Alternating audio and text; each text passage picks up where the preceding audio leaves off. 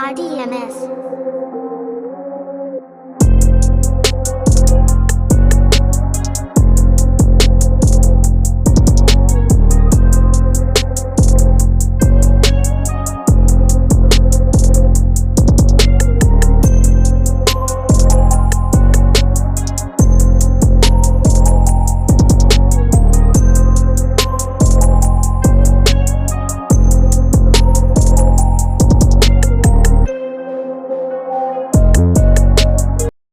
Hey guys, welcome back to another episode of the RTTSB Weekly Wrap-Up. I'm your host, DHC52. I'm also your commissioner.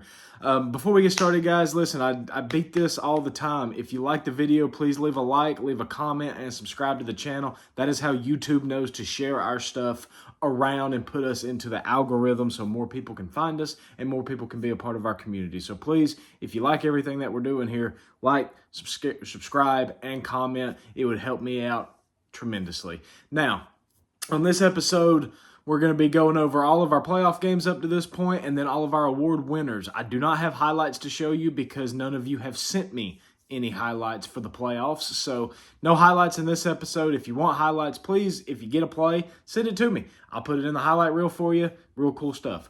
But let's just going to go ahead and go to the playoffs here, starting with the wild card round. So in the wild card round, we had the New York Jets toppling the Buffalo Bills in a very defensive battle, 18-9. But New York gets the victory there.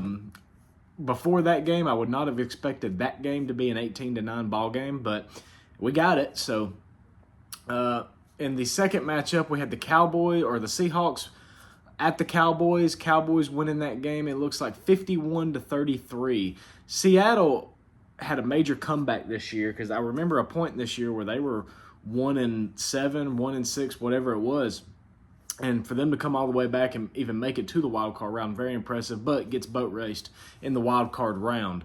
The Chargers at the Steelers. Closest ball game we've had up to this point in the playoffs, if I'm not mistaken. Ended in a 41-38 win for the Los Angeles Chargers. Honestly, so far, game of the playoffs, I do believe. I don't think that we've had a game as close as that one thus far. Next, we had the Buccaneers at the Panthers, an NFC South clash for the third time. Buccaneers winning that game 31-17. Browns-Titans, we already know what happened here. Forced win went to the Browns. More than likely, Jers wouldn't have made it out of the wild card round if he would have played that game, so there's that. Then we had the Giants and the Bears. Two friends, IRL, clash against each other, and the Giants take home the victory 37-27. Now, in the divisional round, we had the Chargers at Broncos. Broncos taking home that one 38-15. Then we had the Buccaneers at the 49ers, and what some may say the biggest upset of the playoffs, given that Fargo's 49ers were 16-1. Bucks win that game 35-28. Also a hell of a game, guys. Watch that whole game. Then we had the Browns at the Jets, and Jers got boat raced 42-3. Worst embarrassment of the playoffs. Shouldn't have been there, honestly. Get better, Jers. And then we had the Giants at the Cowboys. Cowboys winning that game 33-10. Reminder, even if you lose a game like that, you still scored more points than Jers. And we are in the conference title week, and so far we've got one of those games played. That'd be the Jets at the Broncos, and the Jets win that game 56-21. So the Jets will be meeting the winner of the Buccaneers and the Cowboys in the Super Bowl. By the time you see this video, that game would probably already have been played because this is being recorded on a Thursday. Now we're going to go into our awards, and I'm going to explain to you right here who gets what in the award section, okay? So let me get to there. So our yearly awards, let's just go ahead and shout out Coach of the Year. Coach of the Year was Greg Jennings for the Jets. Congratulations to you, sir. MVP is Bo Nix. He will be getting a development upgrade for winning the MVP.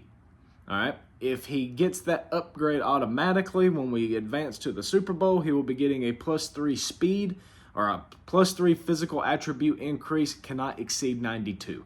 That is what you get for winning the MVP award.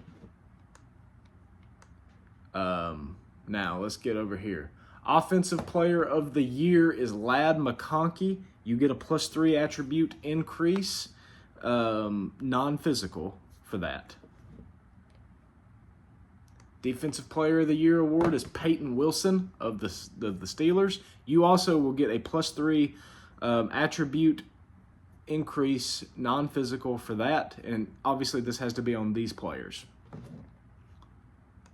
Offensive Rookie of the Year is Keandre Lambert-Smith of the Chargers. It's a +3 attribute increase. Defensive Rookie of the Year is Carson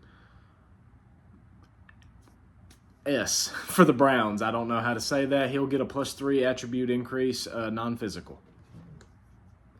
All right, so best QB was Bo Nix. So positional awards get nothing. I do not care about positional awards as far as trait and attribute upgrades. But Bo Nix, best quarterback. Chase Brown, best running back. Ladd McConkey, best wide receiver. Josh Simpson of the Jets, best offensive lineman. Best defensive lineman is Will McDonald of the Jets. Best linebacker is that Carson S. from the Browns. Derwin James, best DB. Chris Boswell, the best kicker, and that is the AFC. Now the NFC, Malik Neighbors gets a +3 for Offensive Player of the Year. +3 non-physical. Brian Branch, +3 non-physical Defensive Player of the Year. Offensive Rookie of the Year is Trevor Etienne. He gets a +3 non-physical. Defensive Rookie of the Year is Nick Scorton, I believe is how you pronounce that. He gets a +3 non-physical. And best QB is going to be Baker Mayfield. Best running back is Trevor Etienne. Feel like Bijan should have had that, more yards, but whatever. Best wide receiver, Malik Neighbors. Best offensive lineman is going to be Trent Williams. Best defensive lineman is Nick Scorton. And best linebacker is Jahad Campbell. Best DB is Brian Branch. Best kicker is Ryan Fitzgerald. And that is all of our awards. Playoffs are going nicely. Enjoying everything so far. Also, reminder, guys, on Sunday for our draft, we are having a draft spectacular for the first time ever in the league history. It will be live streamed on this YouTube page. Myself and Jax will be hosting it. We will also be taking guests in for the show after you make your selections if you want to be a part of it.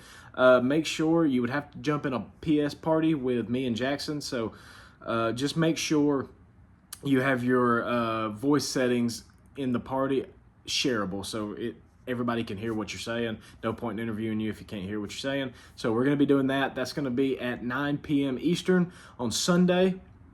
Probably the live stream will probably start just a few minutes before that so we can get all the technical difficulties and everything that's going to be there out of the way. Also, Neon is back. We all know that now. Keep in mind, if you see anything issues, please let me know and I will work on it for you.